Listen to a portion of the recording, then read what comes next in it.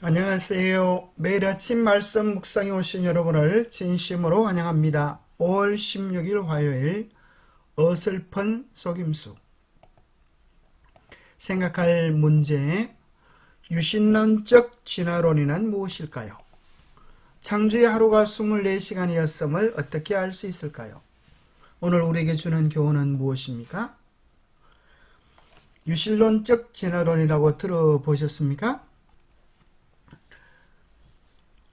여러분들이 위키백과사전을 찾아보면 이렇게 기록되어 있는 사실을 발견합니다.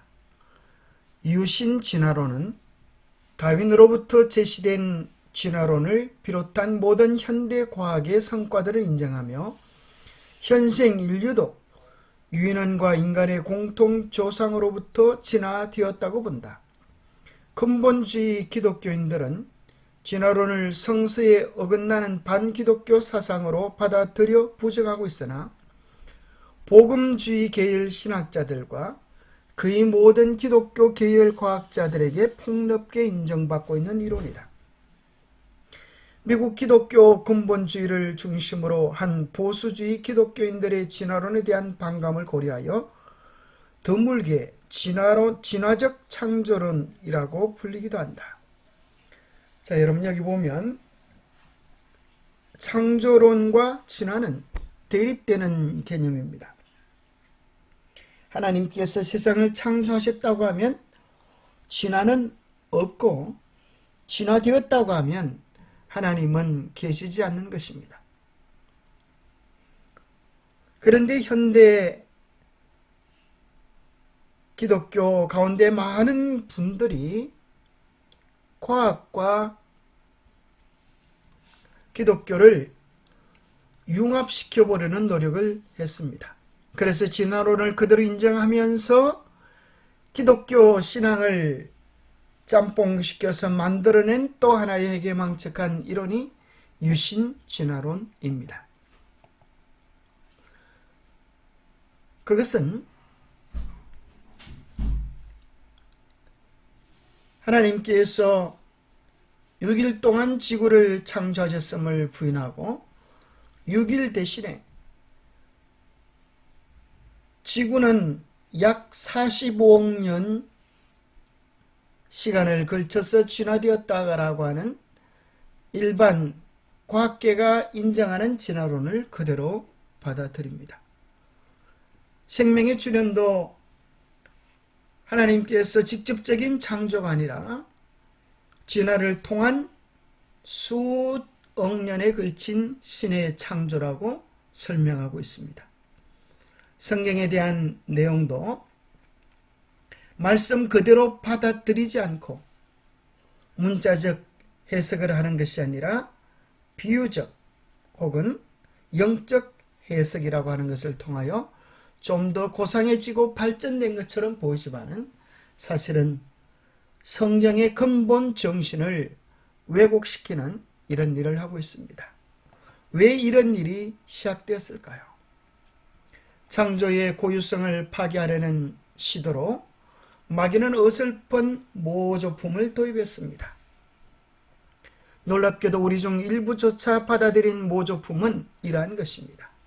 하나님은 창조의 가장 주된 원인이지만 생명을 존재하게 하는 데는 오랜 시간이 걸렸다. 진화는 그분이 사용하신 과정이었다. 이 접근법은 과학적 자료를 창세기의 기록과 조화시키려고 하는 것이다. 그것은 창조의 날이 길고 무한한 기간이며 지구의 수명이 수십억 년이라고 주장한다. 이것은 바로 교황이 진화론을 인정하고 빅뱅 이론을 받아들이는 것을 통하여 이미 알려져 있습니다. 프란치스코 교황은 진화는 원천적으로 진화할 존재가 창조돼야 가능한 것이다 라고 이야기하면서 창조와 진화론을 둘 다 받아들이고 있는 것입니다. 사실 이것은 모든 정치, 학문, 종교, 경제를 통합하려고 하는 교황청의 잔꾀에 지나지 않습니다. 성경을 정말 진실되게 읽으면 결코 이러한 사상을 받아들일 수가 없는 것입니다. 이것도 저것도 다 그럴싸하게 합치는 것을 성경은 바벨론이라고 이야기합니다. 영적 바벨론의 길을 가고 있는 것입니다. 창조의 하루가 24시간이었음을 우리가 어떻게 알 수가 있을까요? 그럼 정말 성경은 창조의 하루가 24시간이었음을 이야기합니까? 히브리서 11장 3절에 보면 믿음으로 모든 세계가 하나님의 말씀으로 지어진 줄을 우리가 아나니, 성경 속에 우리는 모든 세계가 하나님의 말씀으로 지어진 줄을 알고 있습니다. 바로 그것은 예수님께서 이 땅에 오셔서 말씀으로 병자를 낫게도 하고 죽은 자를 살리기도 하시는 이적을 통하여 실제로 보여주신 것입니다. 창세기 1장은 하나님께서 문자 그대로 24시간인 6일 동안 세상을 창조하시고 일곱째 날에 쉬셨다고 확정합니다. 창세기 1장과 2장의 어느 구조는 다른 해석을 허용하지 않습니다. 문자적인 6일 창조를 믿지 않은 학자들조차도 창세기 저자의 의도가 6일 창조를 알려주는 것이었음을 인정합니다. 창세기 1장의 날에 해당하는 히브리어 단어는 욤인데 성경 전체에서 숫자가 욤이라는 단어를 형용사로 수식할 때는 그 기간은 오직 24시간을 의미합니다. 예를 들어 첫째 날, 둘째 날, 셋째 날, 넷째 날, 여섯째 날, 일곱째 날 하는 것은 언제나 성경 전체에서 24시간을 의미했습니다. 뿐만 아니라 그것이 24시간이었음을 우리는 바로 제7일 안식일 네 번째 계명을 통하여 확정하게 됩니다. 엿새 동안에 나 여호와가 하늘과 땅과 바다와 그 가운데 모든 것을 만들고 일곱째 날에 쉬었습니다. 엿새 동안과 일곱째 날 똑같은 날임을 확인하게 됩니다. 그러므로 나 여호와가 안식일을 복되게 하여 그날을 거룩하게 하였다고 말씀해 주고 있습니다. 애초에 하나님께서 문자적인 6일 동안 세상을 창조하지 않으셨다면 제7일 안식일이 무슨 의미가 있겠습니까? 왜 하나님께서 그런 것을 우리에게 명령하시겠습니까? 6일 동안의 창조 주관이 없다면 6일 동안의 창조에 대한 영원한 기념으로 안식일을 구별하여 지키라고 하는 것은 전혀 말이 되지 않을 것입니다. 오랜 기간 동안의 창조를 받아들이는 것은 제7일 안식일의 필요성 그 자체를 무너뜨리는 것입니다. 그것은 또한 성령의 진실성에 관해 심각한 질문을 이야기시키는 것입니다. 성경은 분명히 이야기합니다. 창세기 1장 5절에 저녁이 되며 아침이 되니 이는 첫째 날이니 저녁이 되고 아침이 되니 둘째 날 저녁이 되고 아침이 되니 하는 정말 우리가 이해하는 분명한 하루 24시간임을 반복해서 이야기합니다.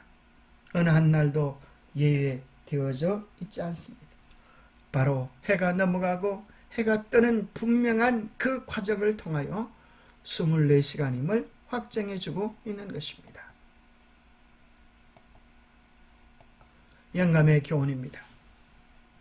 안식일 계명을 없애고자 노력한 사단, 제7일을 사람이 쉬는 날로 구별된 것은 창조 사업을 기념하기 위함이었다.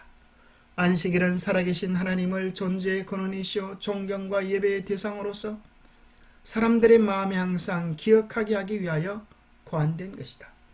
사단은 사람들이 하나님께 대한 충성을 버리하고 그 율법을 준수하지 못하도록 애를 쓰면서 특별히 하나님이 창조주이심을 드러내는 그 계명을 없애고자 온갖 노력을 다했다. 기도하겠습니다. 하나님 아버지, 우리로 하여금 이 마지막 시대에 하나님의 뜻이 견고히 굳게 설 수 있도록 도와주시옵소서. 적그리스도는 온 세계의 종교, 정치, 경제를 학문마저 통합시키기 위하여 현대 과학을 그럴싸하게 받아들이고 유실론적 진화로를 만들었습니다. 물과 기름이 섞일 수 없는 것처럼 인간의 가르침과 하나님의 말씀이 조화될 수 없음을 우리로 명확히 깨닫게 하여 주시고, 참으로 온 세상이 주를 등진다 할지라도 어린 양이 어디로 인도하든지 따라가는 좁은 길을 따라가는 우리가 되게 하여 주옵소서. 우리의 마음을 지도해 주셔서 거짓과 진실이 뒤섞인 세상 속에서 인간의 이해나 방법을 기준으로 삼지 않게 하시고 영원한 복음을 주시는 창조주 하나님을 온전히 따르게 하여 주옵소서. 모든 만물을 창조하시고 우리 인간을 온전히 구원하실 수 있는 전능하신 하나님을 온전히 신뢰하는 우리의 삶이 되게 축복하여 주시옵기를 우리 주 예수 그리스도 이름 모자하여 간절히 간구하옵나이다. 사단은 참으로 교묘하게 마치 수준 높은 학문처럼 성경을 왜곡시키고 변질시킵니다. 그래서 온 세계를 하나로 통합시키려고 하는 것입니다. 그러나 성경은 분명히 이야기하기를 무너졌도다 큰 성 바벨론이여 라고 말씀하시고 오직 하나님 말씀만이 영원히 설 것을 이야기해 주고 있습니다. 하나님은 결코 그 영광을 우상에게 빼앗기지 않으실 것입니다. 온전히 주님의 말씀을 따라가는 우리 모두가 되시기를 축복합니다. 감사합니다.